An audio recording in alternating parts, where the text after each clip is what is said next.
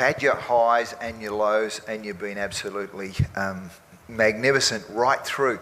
How does one get up off the deck when things aren't going well? I would like to share one experience with you here. It's a funny story, but completely out of the box, which we hadn't tried, and it did wonders for our team. We were playing against New Zealand, and Chris Keynes was bowling. This was in India, in Mohali, so in your hometown.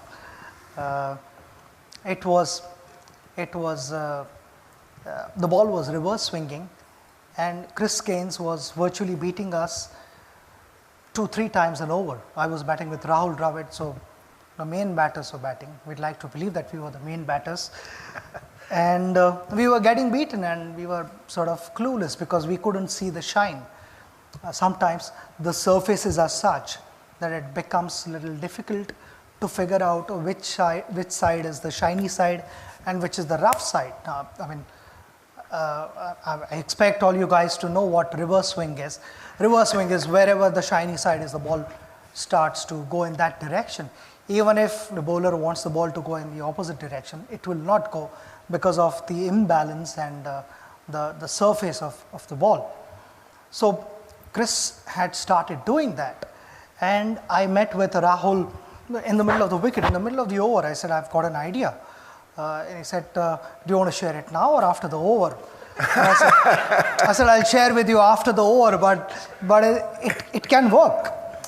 So Rahul said, okay, tell me now, what is your idea? I said to Rahul, I am closer to the bowler, and when he's walking back on the run-up, I need to stand here. When he's walking back onto his run-up, I would be watching him closely, and I'd be watching the ball. Which side is the shiny side and which side is the rough side? So Rahul said, then what happens after that?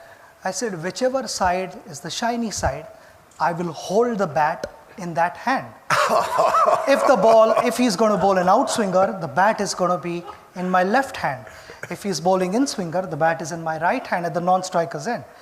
So that's the only time in my career when the batsman is ready to face the ball.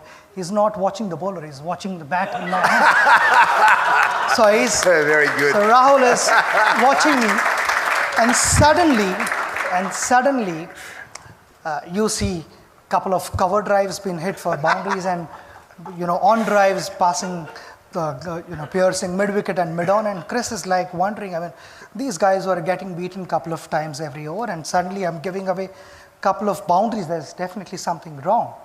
So all the fielders were watching me because I was, watching Chris and not Rahul. And normally no batsman stands facing the bowler. He would be like facing the other batter. And then I would quickly change the bat, and by then they had sort of figured out that there is something fishy. And Chris lost his momentum, he lost his rhythm, and he held the ball cross seam, and he bowled the ball, and instead of looking at Rahul or checking what has happened there, he looks at me and I said, what have you got for this? Chris didn't realize that I had also warned Rahul that if I don't know what is coming, I'm going to hold the bat in the middle. So that is how the story goes. So it's just, in short, it's just being a step ahead of your opposition.